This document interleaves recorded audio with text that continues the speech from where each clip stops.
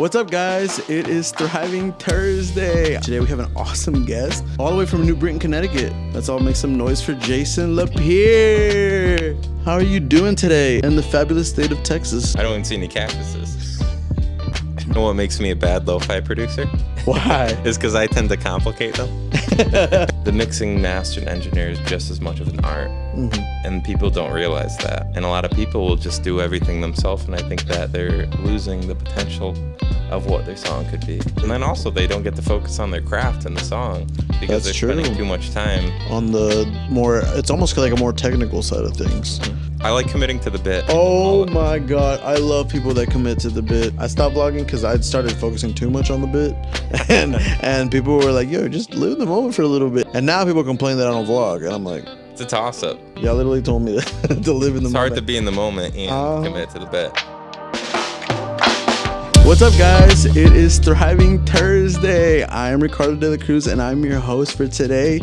That one's kind of wild. I know you're definitely not expecting that one, considering it's normally Azarya sitting in this seat today, but nope. Or no, not today, but I mean, normally she's sitting in this seat. This time it's going to be me. I've, been on a couple podcasts every once in a while when Azarya doesn't have a guest. This time Azarya didn't have a host, so now it's me chilling. But welcome back to the podcast. Well, welcome back to the podcast, everybody, and we're excited that you're here. Today we have an awesome guest coming all the way from New Britain, Connecticut. He was just at Gospel Hydration, if you were there and lucky enough to get a seat, because it was completely gone. All the tickets were gone. You couldn't get in anymore. We were at max capacity. Shout out Mello, shout out White Rabbit. All the way from New Britain, Connecticut, a singer-songwriter, jazz guitarist, and a producer. Let's all make some noise for Jason LaPierre. Woo! What's going on, man? How are you doing today in the fabulous, delightful to be here. In the fabulous state of Texas? Give me a shake. Listen, man, I'm sure you're just as nervous as I am. This is my first podcast being a host. It's okay. So, I'm pretty awkward, so. I'll tell you what, we're going to have fun today. How are you feeling? Feeling great. Excited to be here. Everything looks amazing. Thank you. Your house is cozy. I have my new best friend. Oh, let's go. Yes. Apparently, guys, Zara has a crush on somebody here. Mr. Jason in here with his curly hair looking like a stud, and got Zara feeling some type of way. She was kissing and licking all upon him. But how was that? I mean, watch out, other dogs. All the dogs who admire me, so gotta watch out. Oh man, y'all got competition. So let's talk about Refresh Night. You came all the way out from Connecticut. What was that like for you? It was beautiful. I came here once for Carmela's wedding. And that sweet. was my only other time in Texas. So basically, anytime I am not in Connecticut, I feel at peace. So let's go. Why do you think? I think the open stars is probably the biggest thing, going outside at night and just seeing the night sky. We don't get that. We get light pollution. Oh my gosh, especially being so close to New York. It's just... Yeah. It's just bad. And that friendliness too. Oh. People like you guys. Thank you. Well, I'm glad we were able to, come and be a little bit of a blessing in your life. You definitely were for us. Refresh Nights this past Friday, right? This past Friday was a blessing. We had Jason come out. We had Trula come out, which was really cool. Everybody that saw the last episode, you guys got to get a little behind the scenes. And now we're here with Jason. And honestly, I'm excited, man. And I'll tell you what really got me intrigued was obviously Mello. Your connection was with Mello, which is apparently you guys go way back. And we do. Pre-Mello, probably before anybody was calling him Mello. Actually, we always called him Mello. Really? Yeah, that was always his nickname. So when he was choosing a name, there's a lot of other Mellos, but I was like, Mello, you are Mello. This is no the Mello. Official. That's awesome. And he's also lowercase m, so lowercase m fits the lo-fi scene. Oh, facts. He's been totally lowercase guy. Yeah. I'll tell you what, Mello's been a blessing in our lives, and he's Puerto Rican, so my wife immediately was like, "Oh my gosh, you're Boricua, I'm Boricua," and they've just been hitting it off. He came on the podcast. He was he was on I think episode like 8 or 9, something like that, maybe a little later. But whenever he started doing all the Gospel Hydration events, that's how we got connected with him. Ender, the guy that does his all the marketing for everything, the creative marketing and all that stuff. He's the one that reached out to me to do a couple like photos and stuff, and that's how I met Mello. But you and him go way back. We do. What was that like? What was pre-Mello look like? We used to do everything together. So we started off, and I think we met through band. And at that time, he kind of taught me a lot of the ways of style. I was just white boy from New Britain, wearing my New Balance shoes, my dad jeans, and like a Van Halen shirt, something like that. And he's like, "Bro, you got to start wearing more style." Taught me how to do that. Really? Oh yeah. Oh gosh, Mello. Okay. Yeah. Oh yeah. He was very suave. How he dresses now is completely different. That little tad of Hispanic in him, you think? Blazer pretty much every day. You know, you're getting a tie. Yeah, that's cool, Different man. Mellow. I'll tell you what, the Mello we know now. Suave. Yeah. Suave Mello is crazy. Well, how did you find out about Refresh Nuts? He told you, I'm assuming. And how did that all come about? How'd you come out here? How did he convince you to come out here? Well, it didn't take much convincing. Once I saw what he was doing, I thought it was such a beautiful thing. It's more of a matter of the timing and stuff. I was hoping to come in December and have it be, oh yeah, this is a vacation. I'm from Connecticut, so it's very cold in Connecticut, and we think in Connecticut that it's very warm in Texas, but no. I feel like it's definitely a stereotype that we're just burning in deserts out here. But I'll tell you what, in the summer, it can get pretty bad. I don't even see any cactuses. No cactuses in Texas. I'll tell you what, I've been here my whole life. I don't think I've seen a cactus here, besides the one at the store as well. Other than that, you're disappointed on the no cactus. I gotta say, I am a little disappointed. But you get the howdies. I say howdy. I'm a howdier. Yeah, I heard you as soon as you came in here. You said howdy. I was like, oh, he said howdy. That's a Texas thing. Second nature. I don't even say howdy. I say y'all. So that's a Texan thing, I think. I say y'all too. See, you're Texan at heart. Yeah. I also go to New Britain's a very highly populated population in Puerto Rico. Really? Rico. So yeah.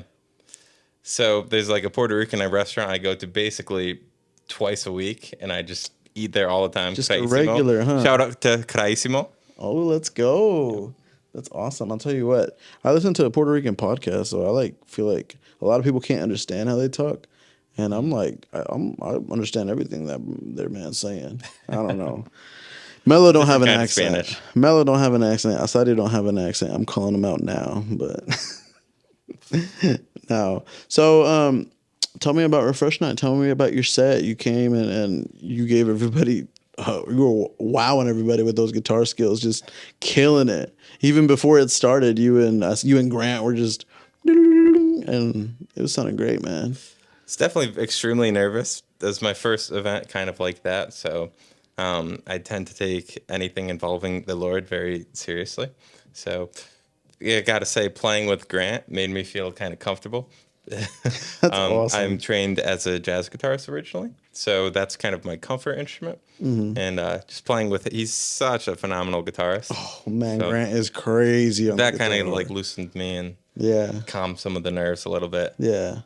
That's cool, man. It was beautiful. I loved playing. Everyone was so warm and welcoming. That's awesome. Kind of the essence of Texas. Yeah, I'll tell you what. Everybody here is pretty nice. For the most part, everybody's chill. We're especially here in Sherman, the little community that we have.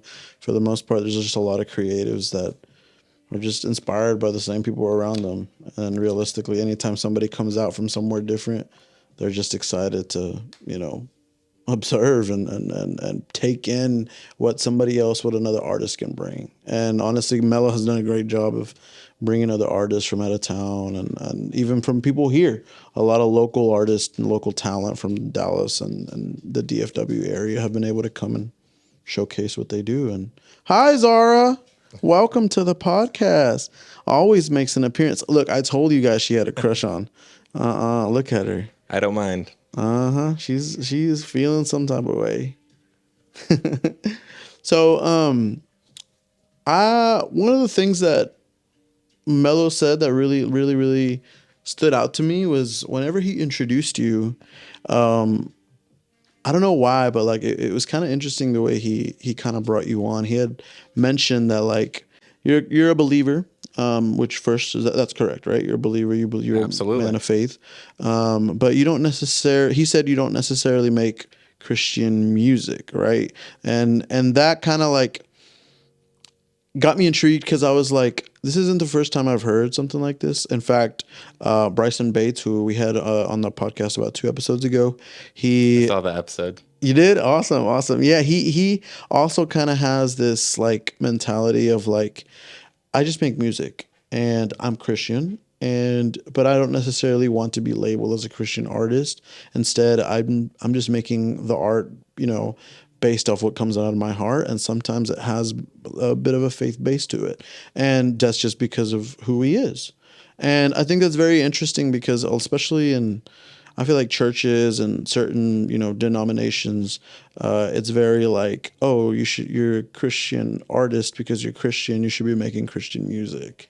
And like, what is that to you? How do you feel about that? How do you feel about that aspect of, I was checking out some of your music and a lot of it was like, some of it was kind of lovey-dovey. Some of it was a little sad boy, like, oh my God, my little heart broken, but none of it screamed Christianity to me, which a lot of people that know me, I listened to very little worship music. I feel like back then growing up, I listened to a lot of worship music, and it was obviously, you can just tell it's Christian by the first first set of lyrics. And then here recently, I listened to a lot of stuff that isn't very necessarily.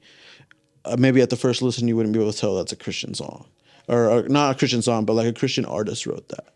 So like now, with that being said, I've heard of artists that have complained about getting complaints that they're being told that they should be making Christian music. Like, what do you feel about this? How do you feel like that? Have you gotten those kinds of like not? I mean, I don't know if they're complaints, but like comments of like stuff like that. Maybe with family, friends. What does that look like for you? How do you think? That's a good question. It's long, very long. Yeah, definitely. A lot of thoughts that come Yeah. to my mind. Well, so I'm at the moment I sit as non-denominational.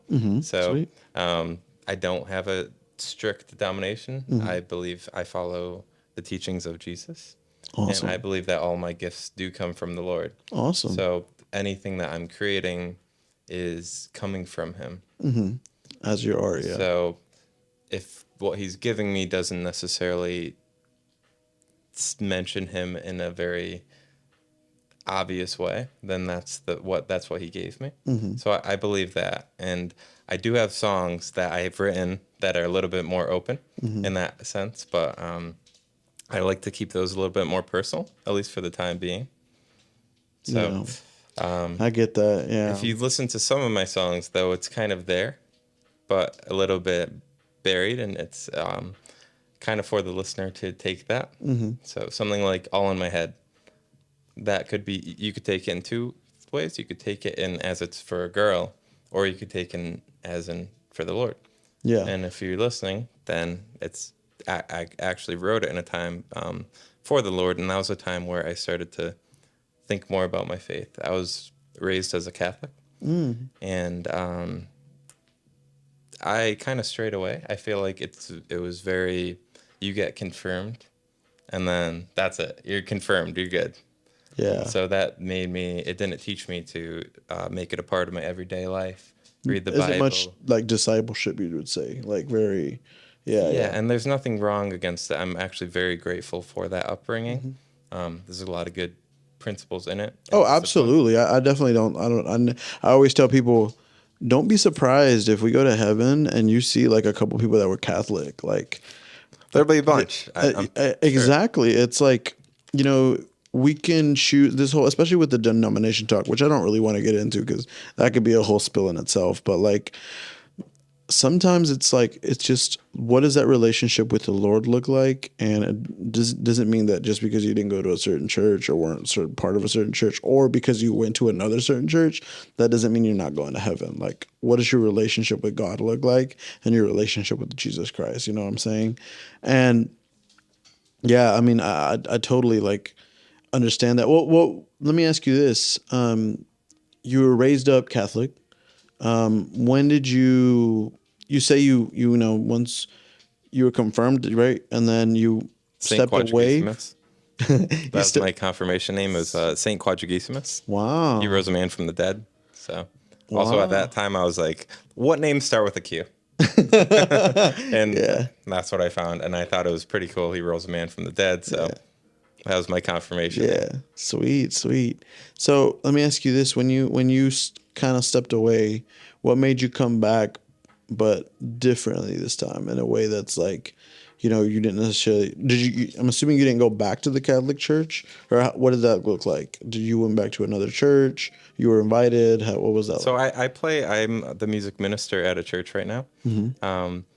And it's an old Methodist church, actually. Oh wow, yeah. But yeah, so going back into it, there's a kind of a lot of signs that God gave me, and that pointed me in the right direction. It took me a while to kind of find the one that really led me into it. Carmelo, I would attribute a lot of that to. It's definitely inspired me inadvertently to where I saw what God was doing in his life. I saw how much Jesus meant to him, and I saw what he was doing for his family and for him, and I saw his devotion towards the Lord and how serious he was taking it, and how much of a beautiful person it made him. So That's awesome. And Mello has an incredible story. So he does. to see now how like, especially 'cause, I mean, he's told a little bit about his story on the podcast, and I've talked to him like in person about it, and like to see how like all the suffering he went through can have an impact on somebody like you and like other people that I know for sure have looked up to him, and like be the reason to why somebody can grow into faith, or come into faith with the Lord, and be able to use that as an inspiration is really cool. So Mello, if you're listening, like that's awesome, man, and that's cool. I'm glad he was able to be a bit of an inspiration into that, because it's really cool and neat. Yeah, so funny enough, our first song that we released together, because I go under the name Duda as well. Yes, I was gonna ask you about that later. Yeah, yeah. Yes. So that was Naaman's Reply. I believe that was in 2021. And at that point, he wasn't doing much music stuff, believe it or not. He and in high school, he was like class best musician, playing all the time. And then, he got his family. So he very devoted man towards his family. Yes, Such a yes. family guy. Ezra and what was it? Zibby, the other one, Zebby. Yeah, Zebby. They're so Little freaking Zebby. cute. Yeah, they're wild. Yes, yeah. And Ezra's got his camera already, just going out taking pictures of everybody. And playing Tetris, of course. Oh yeah, and playing Tetris. Yeah, that's awesome. But yeah, so he reached out to me and he was like, I love the music you're putting out under Jason LaPierre. I was doing some lo-fi songs, and he said, I would love to do a song with that. So basically at that point, I was producing the song for him, his exact vision, which is a lot of times what we do anyways, because he has a very clear vision, and I'm kind of just, I trust that he's getting it from the Lord. And okay, we got to go with your vision, whatever it is. That's awesome. So, that was around that time, 2021, and that song started doing oddly well. That was one thing that kind of pointed me out, why is this doing so well? And there's a lot of things like before that point, All in My Head came out, and that, I don't know, I just attribute that to the Lord, and there's then there's other things. I won't go into too many, but a lot of signs towards that. Yeah. That made me want to read more. Around that time, then I started reading the Bible every day. Awesome. Going from different points, starting from the Old Testament, Genesis, trying to go far as I could. Before bed, just letting it sit. Getting into the Old Testament stories right before bed was pretty intense, for sure. Yes, yes, for sure, yeah. And especially if you have like an imagination that can picture a lot of that stuff, I'm just like, oh my gosh, they did what? Yeah. Some nights I would just, I am a very auditorial person, if that's a word, auditorial. I mean, hey, we'll Or roll with it. Auditory? I think that's what it is, right? Yeah.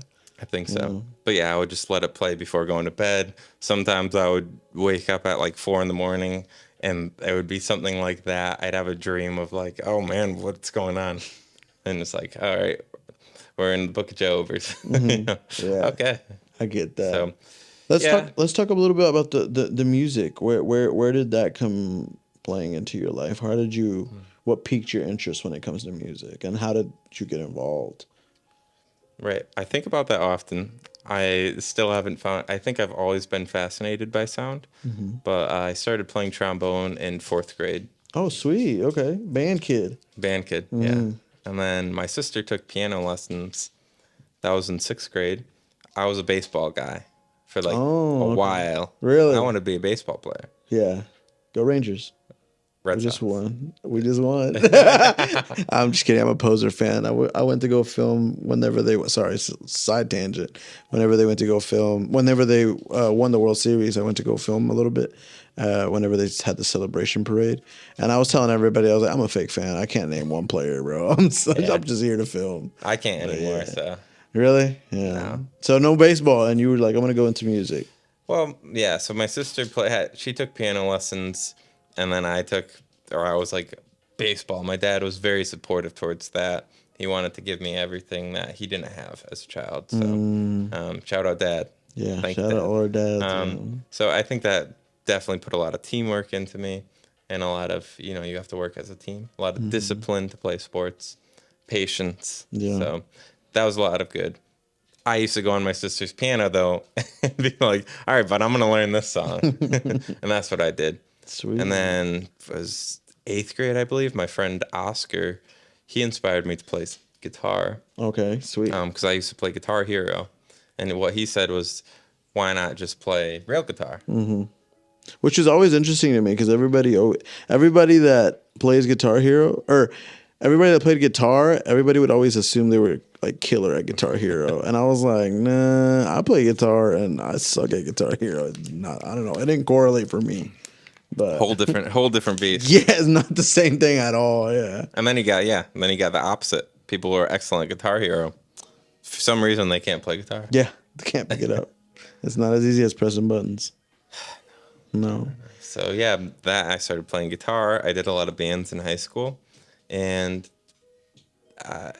fast forward years, I learned that I like doing things on my own, and I have these visions of very specific things, and that's really hard to do in a band because it's like you're dating multiple people essentially. What's the analogy? Too many chefs in the kitchen. Yeah. Yeah. Too many cooks. Yeah, exactly. It's just, I could definitely see how like that could be a headache. Which that was another thing I wanted to ask you. You do a little bit of producing. I do. And I see you've worked with a couple artists on their projects and stuff.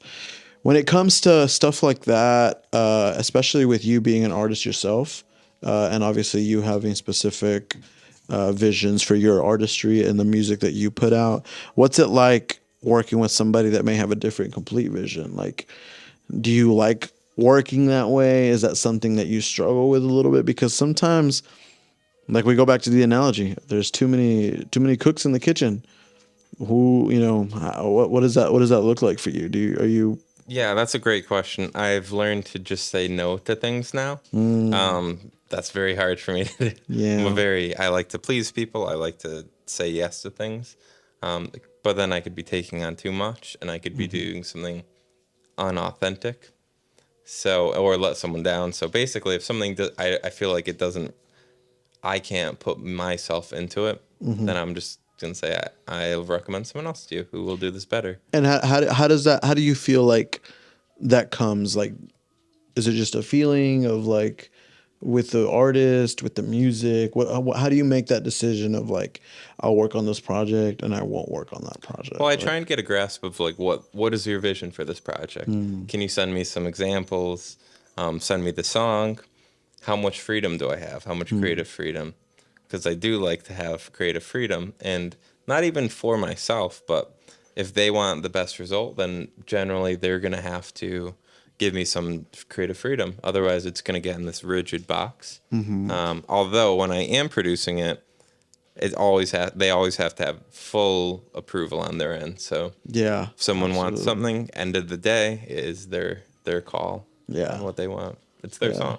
Sweet. Yeah, I totally understand. And on their song, I had a question on you had a song with Kelsey Blackstone. Yes, that is one of my good friends. We met at a jazz jam 7-8 years ago now, and we used to do a lot of gigs together. And one day we just started saying, "Oh, why don't we have a song together?" Actually, she sang on my song "All in My Head." Oh, really? I Probably. didn't even catch that. Okay, Yeah. sweet. So we were like, "Why don't we have a song together?" And that's what we did. That took like 2 years of writing. Really? Oh yeah, both of us just really going in, being like, we got to make this the best song, and it did great. It's got some editorials, got best music video of the I year. saw, yeah, I saw the post where you guys were celebrating the 100K streams on that song, and which to many people that's an achievement that's hard to hit, and so like I'm sure that felt great. The nomination for the music video, which I thought was really cool. And Zach shot that right along with Yes. somebody else. Oh yeah. I met Zach. Shout out Zach. I thought you were gonna be here, but Zach is my video guy. He will be with me wherever I go. So yeah, that's awesome. Yeah. I met we him this actually weekend. met in third grade. That far back. That far back. Oh, nice. Some of my first memories or oldest memories I have are with Zach That's so cool. in the band. He was actually in band too. He plays trumpet.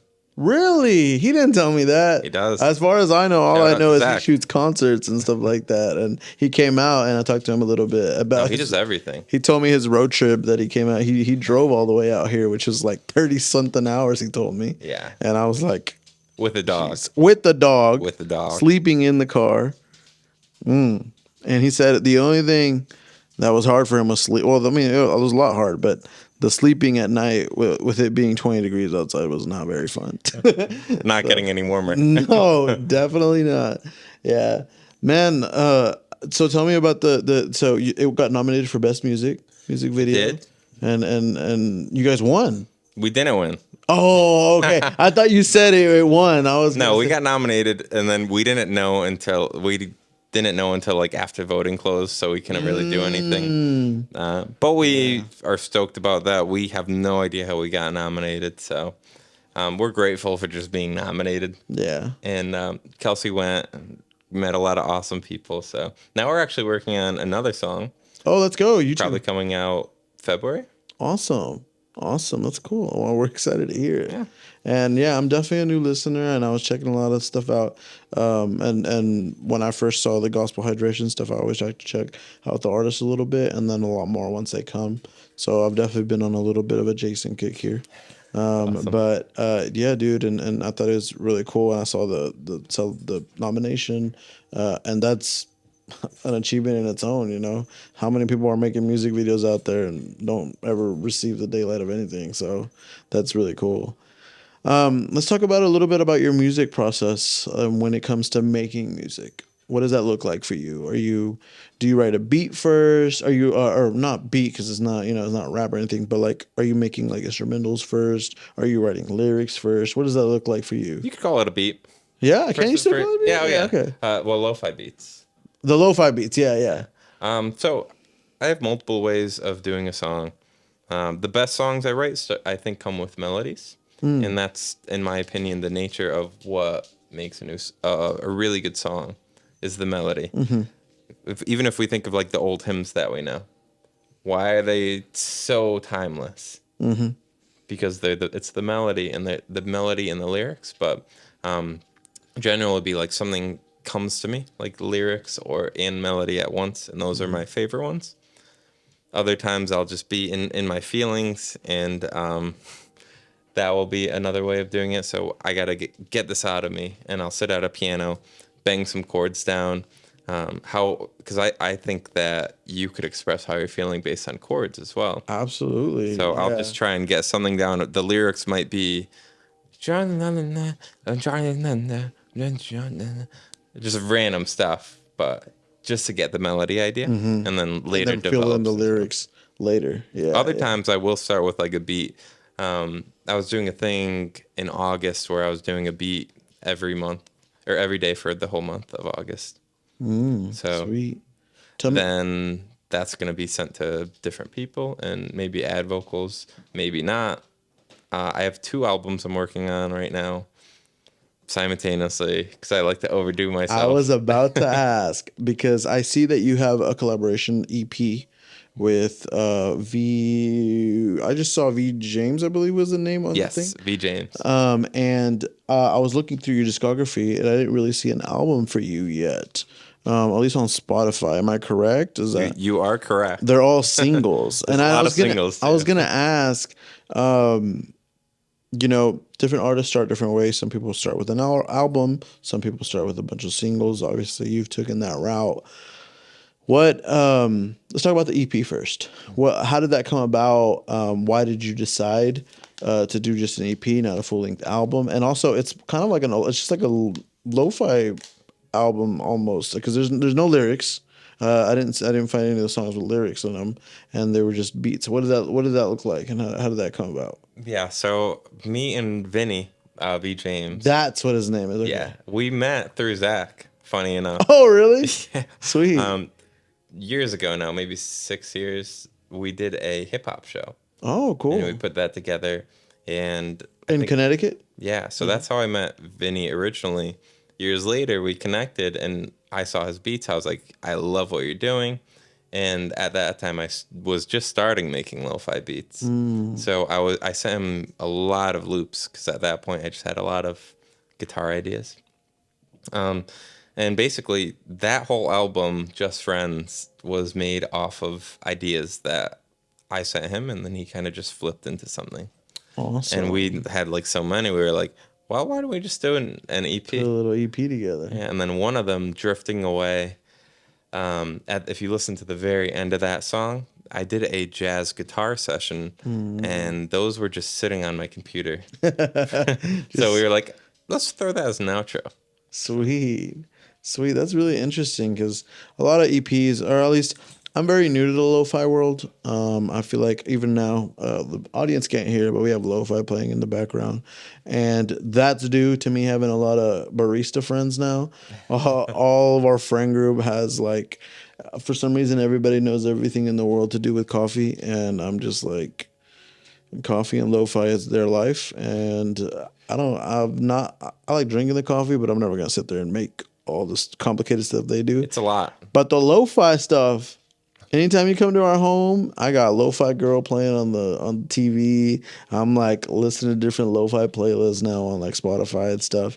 Mello, ever since I met him, and Ender even started making lo-fi beats. He did. And Bryson made a lo-fi track with Ender, and I just thought it was really, this genre of music that it's weird to me because it's like there's no lyrics, and it's just like some would say like the songs all kind of sound the same, but it's like no, there's like so little intricate things with all these little songs, and there's so many artists, there's so many lo-fi artists. Like I can't Too many. The plethora of lo-fi artists is insane. I don't really see any of the genres that have like, and what's interesting to me is a lot of the songs, I don't know, I'm still new to the world, but a lot of them are very like, it's not necessarily about the artist. It's about the little track and how the ambience of the track can create. And I love that because like this song is just chilling in the background. And like, I may not know the name of it. I may not know the name of the artist, but I love the track. Like I love just listening to it. It gives a nice creates a peaceful environment for everybody. And it's just a nice thing to vibe, chill, drink some coffee to. That's kind of what makes me a bad lo-fi producer. Why? Is because I tend to complicate them. So I don't think you would ever hear like one of my songs on Lo-Fi Girl, unfortunately. Because I like to put in more intricacies. But yeah, exactly what you're saying. Lo-Fi is way more intricate than people think. And there are a lot of details into each one, each song. Then you get the mixing and mastering. You got to have a good engineer. Shout out to my guy Staub. Michael's such a great guy. He's like the best guy to work with. Sweet. Such a personal guy, and I think having a good relationship with a good engineer is actually vital into getting a good sound, especially in the lo-fi idiom. It is such a very in-depth thing. Sonically, if you want to do it right, you got to do it everything. It can't just be the production. You have to have a good mix and masters too. That's so interesting and very important. I'm a video editor, and so like a lot of this stuff, like video wise, I feel like I'm decently versed at. But when it comes to audio, man, it's a whole world in itself. Like the whole mixing and mastering, if it's not done right, like your whole song could be just trashed. I don't do it. Like it's insane. I don't do any of that myself. It's very interesting and a craft in its own, I think. And Bryson is doing a little bit of mix and mastering now, and it's just like I didn't realize how in depth that stuff can get. Yeah. I have a couple people I work with. Yeah. Depending on the song too, and budget, of course. Another one is Joao Martins. He does a phenomenal job for anything you want to sound like very on modern radio. So I think it's just as much of an artistic thing to have a good the mixing, master, and engineer is just as much of an art, and people don't realize that. And a lot of people will just do everything themselves, and I think that they're losing the potential of what their song could be. Yeah, very good point. And then also they don't get to focus on their craft in the song because they're spending too much time on the more, it's almost like a more technical side of things. Yeah, I understand. Well, it's creative, but it's a different kind of creative. Yeah. And you have to have really good speakers, attuned ears. Which can take time to develop. It's pretty wild. Yeah, wow. So tell me a little bit more about Duda. Like how did I see Mello, you say Mello kind of helped to bring that about. Yeah. And obviously that's not the first person that Mello's gotten into lo-fi. And like what made you want to start going that route versus like all the jazz stuff and because a lot of the guitar stuff even sounds different from like your music that you put out.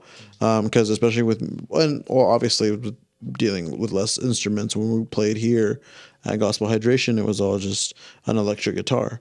But like the difference between that and like lo-fi, like why lo-fi? Why do you feel like you went that route? I love lo-fi. I think it's so fun. I think lo-fi, at least what I do, the stuff that you're playing is a little bit different than what I do, and I think there's subgenres inside of lo-fi. Which I need to, I'm about to deep dive even further into lo-fi. I'm just getting my lo-fi kick started, so I'm definitely going to be finding out all the little subgenres and stuff. So then there's like lo-fi jazz, and I'm closer into that. If you listen to my playlist, Lo-Fi Lounge, you'll hear like that. It's more of like jazz songs that is sampled and flipped. This would be more like chill kind of stuff, which actually is way better to talk to. Not as distracting. Yeah. So I got into it because I was a way of translating all of my years of jazz training into a style of music that I love. And it was easy. It was fun. Mello got me into doing it under Duda. The original reason why I separated it as an artist name was there's a couple of reasons. One was because we were first going to do like Mello and Duda. Where like we were one artist name, and then eventually we split that into two. That's very interesting. I bet not a lot of Mello people know that. No. And wow, that's all really our interesting. songs. The label is Mello and Duda though. Wow, that's cool. Yeah, so that's one of the reasons. The other reason is the algorithm on Spotify to get into like algorithmic playlists. On a technical side, this isn't too exciting, but you don't want to do too many different things. Otherwise, it's going to be hard for them to piece it with other kinds of music. Relating it to other different kinds of music. So occasionally I do sometimes that can be like almost like a shot in the foot because you could easily like cannibalize yourself by being too different because then Spotify doesn't push you as much. Yeah. Yep. And then if people want to stalk you, which a lot of people, they love one song. It's like, I'm that way. I find an artist I love, I'm probably going to listen to every song. I love doing that. That's one thing that, like, if I'm on a playlist and an artist piques my interest once, I take note of it. And then it's like, I continue listening to other music, and then they pop up again, and they pique my interest again. Then I'm like, okay, I'm going to go check out a solo song of you. And if that piques my interest, I'm like, all right, I'm going to give you the chance and I'm going to listen to an album. And like, that's how I listen to my music. Like, I'm very like, I just enjoy the fact that somebody can captivate my little attention. And then it's just like, all right, you deserve more than a listen line. Let's keep going from here. And that's how I find a lot of my music. With lo-fi, it's a little different for me just because I feel like my ear isn't fully trained to like really distinguish what kind of subgenres of lo-fi there can be. But I'm like I said, I'm just getting started. So I mean, I'm ready to hop in there and figure out. Now that you're telling me there's jazz lo-fi, I'm Lo-fi about to- hip hop, lo-fi jazz. Lo-fi hip hop is probably my main listen right now for sure. But yeah, lo-fi jazz. What else is there? You could say chill hop is a little bit different. Chill hop? That sounds crazy. Yeah, study beats. They're all like, I mean, they're very similar, but I'm really enjoying. I don't know exactly what the specific name of it, but Lo-Fi Girl, when they started their other stream, their new stream, that was like a. It's like it has a little bit of an electronic like hint to it, which I thought was really interesting, and that kind of piqued my interest. Now that I wouldn't normally just have in the house playing because I feel like I'm in a Ready Player One movie, but like for the most part, like that kind of piqued my interest. But yeah, I feel like lo-fi hip hop is definitely probably my biggest listen. But I'm definitely gonna be checking more of that genre out. And Duda, I'm getting ready to deep dive. That's I heard one song, but other than that, I hadn't been able to fully hop in. if you've heard But I'm mellow definitely gonna be songs, you've checking. heard pretty much all the dude. Oh, then for real? Oh, okay. Because I have heard quite a bit of Mello. So yeah, and his stuff has always got this all that sax, beautiful, Soulful sax. just beauty, Beautiful into my melodies. ears. Yes. Yeah. So let's talk about all these singles, and we were talking a little bit about it earlier, but no solo album yet. So technically, I have enough songs where I could just say, let's put it on an album. But I believe that the first album I do should probably be one cohesive thing. It should be a vision, and it should be it's kind of a lost thing nowadays. I mean, there are people who do it, but I want it to be one masterpiece where each song makes sense into the next. Yeah, they link. Yeah, Whether I it's- love that. Love that. Lots of transitions. So over the past few years, I've written 300 plus songs, and then I narrowed it down to about 20 to 25. And I'm recording those right now, finishing writing the lyrics. Oof. So that's definitely 20 to 25 yeah. And then for the final project. no. Oh, you're gonna split that? And then I'll you probably gonna- release you other gotta ones pick? at a later point, but 20 to 25 is going to get narrowed down to 10 to 12 Okay. once I like really finish those 20. Oh my 25. gosh, this is exciting. Yeah, How it has do you to be feel the best about thing I've ever done. Yeah. I mean, for the first album, it's always like the biggest thing. Like I imagine all these artists, any artist that makes music, like that's like the biggest thing is your first album. So And- if you look at my page, I don't have a mustache on there. I don't know if I've noticed that. Wow. Okay, I'm gonna have to check that out. Are you sure? I'm growing my mustache For or the the album. art. Well, I haven't decided yet, but definitely a music video and something. My great grandfather, he had a mustache that was like amazing, and I want to fulfill the family legacy. Okay. So if you want, you are welcome to I'll send you a photo, and you could put that right like above here on the podcast. To show what Yep, his stash. He's my inspiration. All right there. That's sick, man. Okay, well, are we gonna have little curls or not? It's gonna be amazing curls. It's a very special mustache. It means a lot to me. I love that. So, That's awesome. I like doing things like that where I like committing to the bit.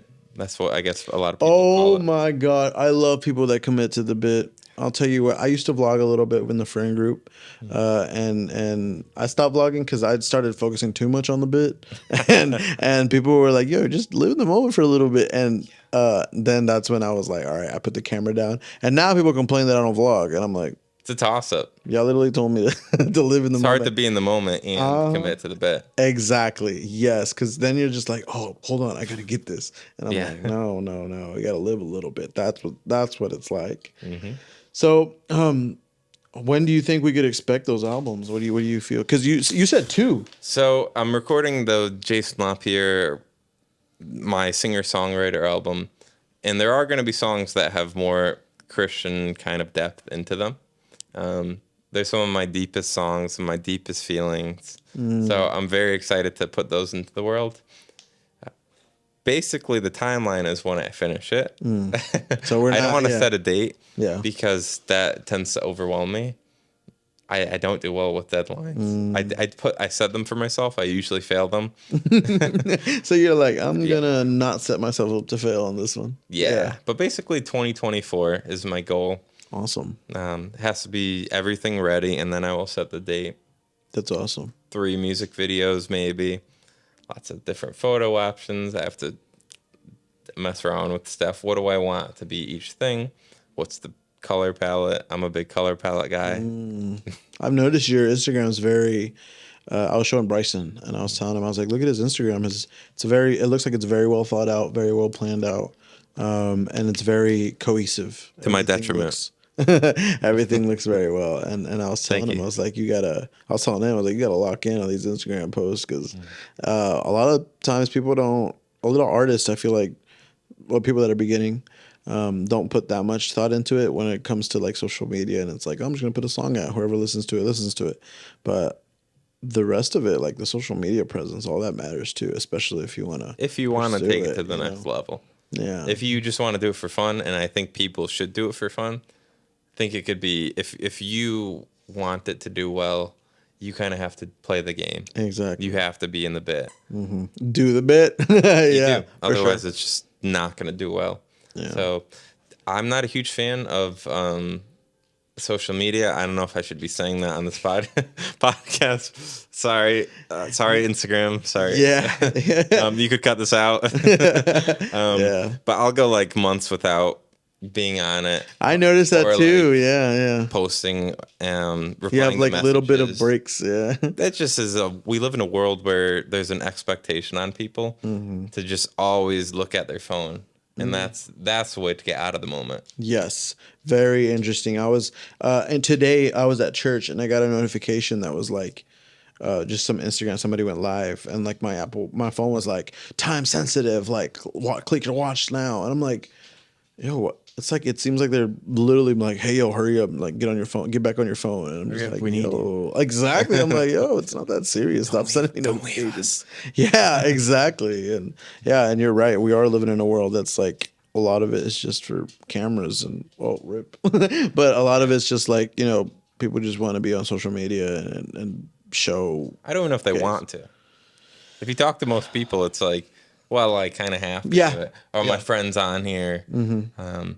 Well, we have the other problem is how many messaging platforms are there? Now you have text message. Now you have WhatsApp, Instagram, Facebook Messenger, Snapchat, Twitter messaging. Shout out all the people that I have like conversations across all platforms. I have Ender and Instagram, Facebook, everything. Yeah, for sure, dude. Yeah. That's the fun part, though. Yeah, dude. Well, that's awesome, man. Hey, is there anything we should be looking forward to? Besides the albums, obviously, of 2024.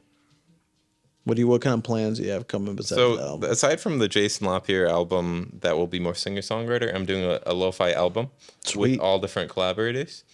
So, that's also in the process. That's awesome. I have that. I hear both projects. It's going to be fun. Probably a lot. Just growth. 2024 will be a year of growth, going back onto social media more regularly. A lot of it also was just learning more about myself, learning more techniques, and growing. And to really grow, you have to step away from those things and sit in your own mind, sit in silence, learn about your faith. Stuff like that is very important to grow as a person. Yeah. And if you look at most artists who are extremely successful, they always take that time. A lot of them have managers. I need a manager. Anyone wants to be my manager? Applications are open. Facts. Hey, check them out. Ender, you want to manage more artists? There you go, buddy. Yeah, dude. Well, hey, man, thanks for coming on. We appreciate you flying all the way out here. We know you're pretty far from home, but we wish you safe travels back, and we hope at a future Gospel Hydration event you can definitely come back and play some more music. Maybe after those albums come out, and play live. That'd be great. Thank you so much, Ricky, for having me. Absolutely, man. And we're excited. Anytime you're back, we'd love to have you on again. Sweet. Feel welcome. This is our home. This is your home too. Awesome. Thanks, guys, for watching. My nerves are finally gone. I feel like I could go for another hour, but I know y'all aren't going to watch for another hour. So we'll see you guys next time. Azarya will be back, hopefully. And yeah, thank you guys for watching. We'll see you guys. Bye.